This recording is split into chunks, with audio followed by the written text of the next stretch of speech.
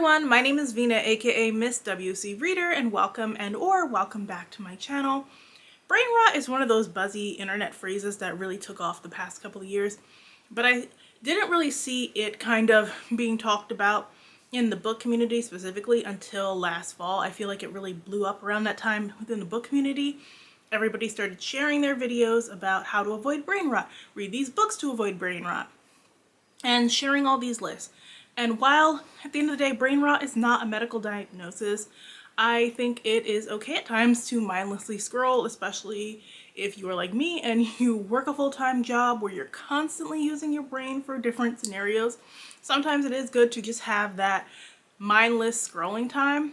And then we also escape through books if we're in this community, so often I am picking up a book because I just want to enjoy things.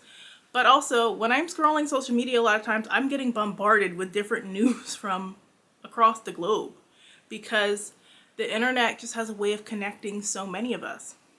But there are still some books that I think that you should read to reflect on, maybe open up your mind a little bit, because I always find it interesting when I read a book that teaches me something new, or even if it didn't teach me something new, it starts a good conversation.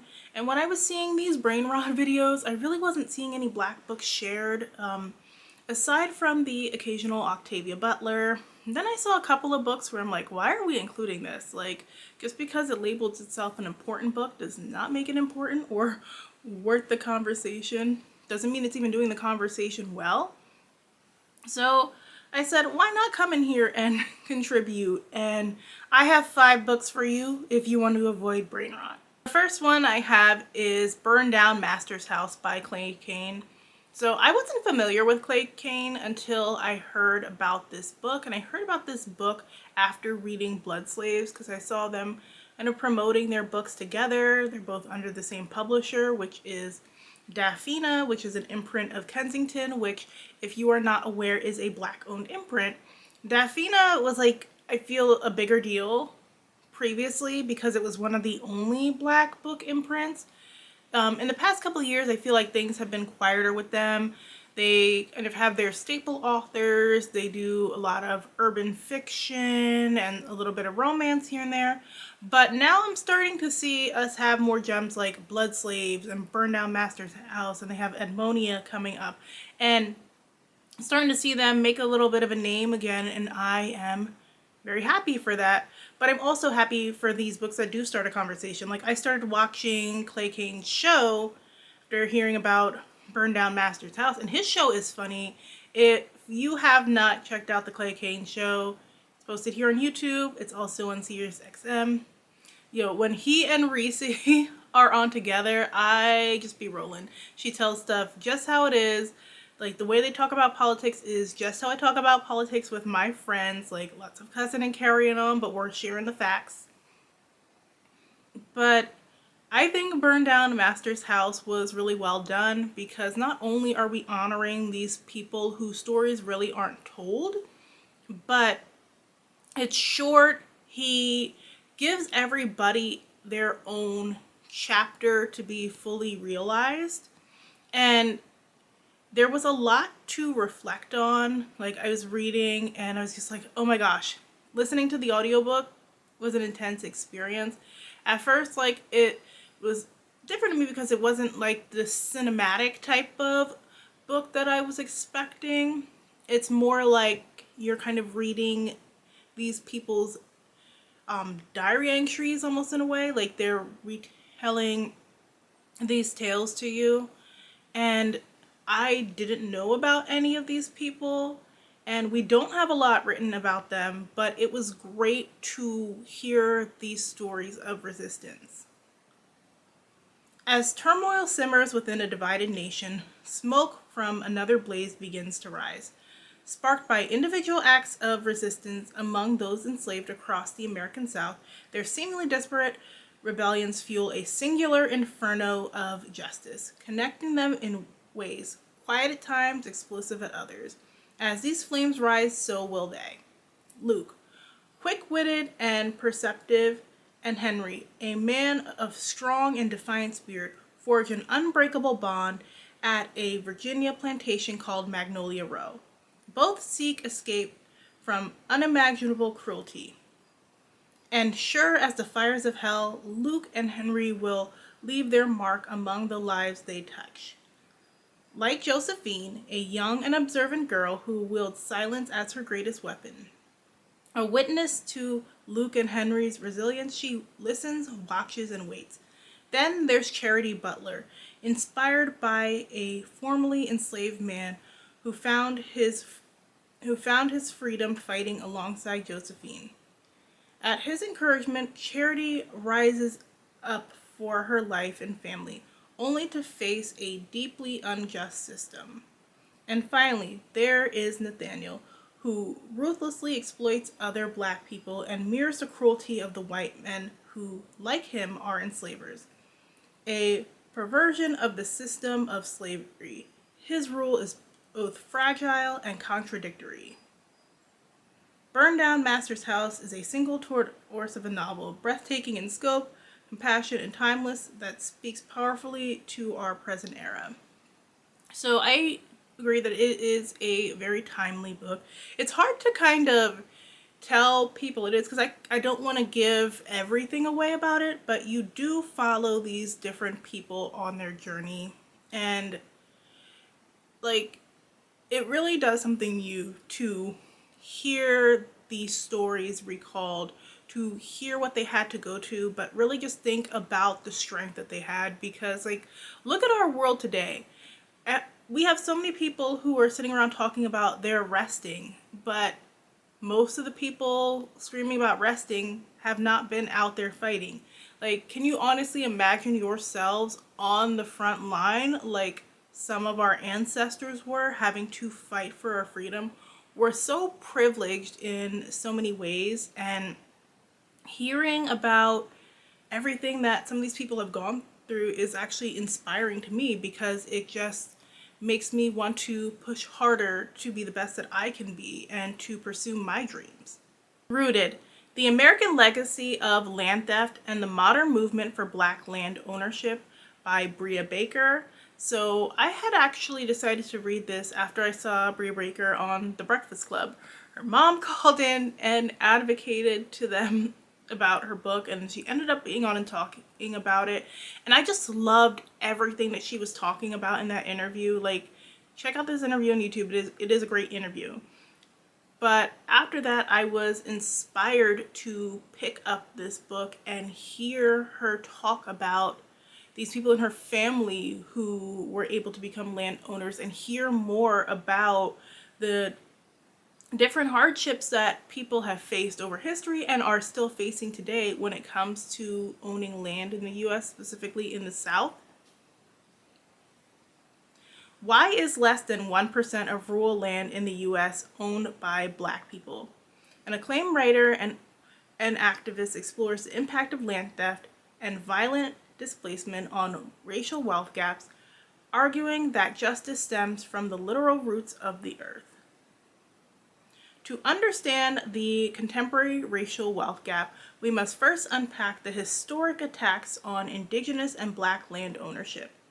From the moment that colonizers set foot on Virginian soil, a centuries-long war was waged, resulting in an existential dilemma.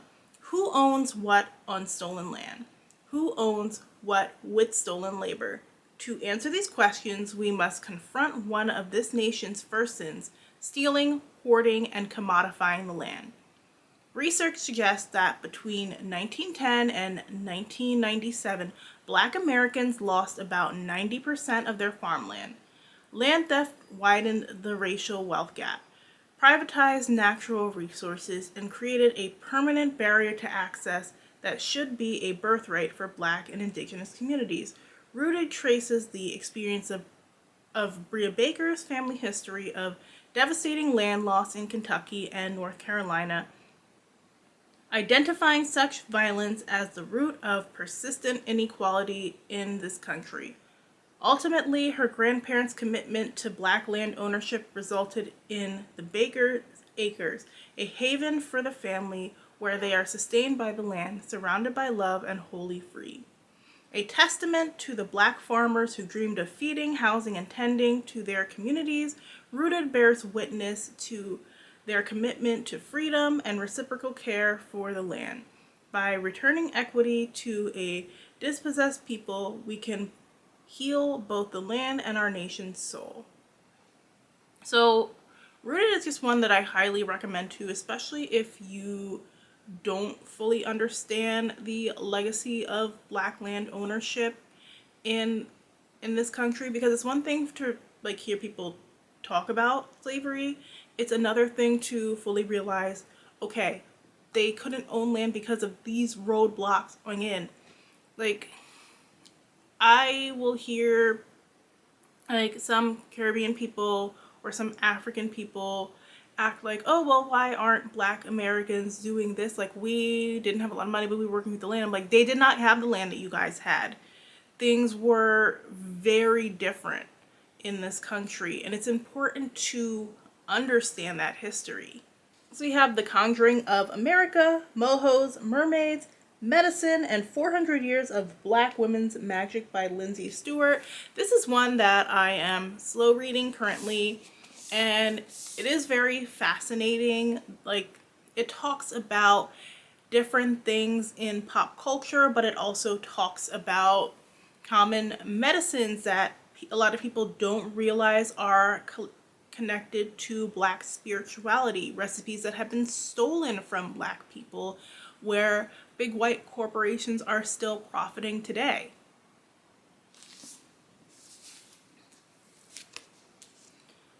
Emerging first on plantations in the American South, enslaved conjure women used their magic to treat illnesses. These women combined their ancestral spiritual beliefs from West Africa with local herbal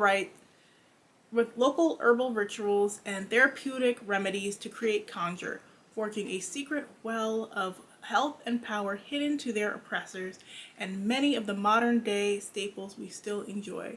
In The Conquering of America, Black feminist philosopher Lindsay Stewart exposes this vital contour of American history.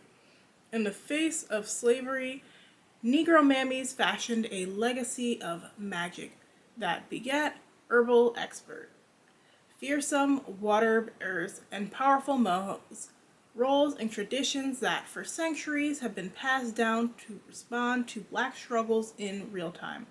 And when Jim Crow was born, granny midwives and textile weavers leveled their techniques to protect our civil and reproductive rights, while candy ladies fed a generation of freedom crusaders. Sourcing first-hand accounts of the enslaved dispatches from the lore of Oshun and the wisdom of beloved Black women writers, Stewart proves indisputably that conjure informs our lives in ways remarkable and ordinary. Above all, The Conjuring of America is a love letter to the magic Black women used to sow messages of rebellion, freedom, and hope. So, like I said, I am currently slow reading this one. It does mention a lot of figures throughout history that, like, you might have heard in passing, but you might not be fully familiar with, and it's interesting so far. Next, I have No Gods, No Monsters by Cadwell Turnbull, because I wanted to throw like a little bit of fantasy in the mix here. It does talk about a lot of the stuff that we are currently going through, but I love when we can do that through a speculative lens. One October morning, Lena gets the news that her brother has been shot and killed by Boston cops. But what looks like a case of police brutality soon reveals something much stranger. Monsters are real, and they want everyone to know it, as creatures from myth and legend come out of the shadows seeking safety through visibility. Their emergence sets off a chain of seemingly unrelated events. Members of a local werewolf pack are threatened into silence. A professor follows a missing friend's trail of breadcrumbs to a mysterious secret society. And a young boy with unique abilities seeks refuge in a pro-monster organization with secrets of its own. Meanwhile, more people start disappearing, suicides and hate crimes increase, and protests erupt globally. both for and against the monsters. At the center is a mystery no one thinks to ask. Why now? What has frightened the monsters out of the dark? The world will soon find out. So this is a trilogy. I am hoping to read book 3 soon. Last I have Black Food by Bryant Terry, and I actually got this book gifted to me as part of a discussion that our library was having. A part of a summer program, they were giving away tickets to Longwood Garden, and this was the book the adults were discussing. So one Saturday we went to the library, we shared food and stories and had discussions of common Black foods that are eaten across the diaspora, because even though we were all sent to different places, our roots are still there. A lot of the dishes we eat might look a little bit different, but you can still see those connections. There's still those similarities. And this book has a variety of different people featured in it. There are so many great dishes to choose from, and there's so many unique stories of the people who have created them. Like, some of them are chefs who have been well trained, some of them were trained in their mother's kitchen, some of them are amateurs finding their way. So I thought that was pretty cool and unique.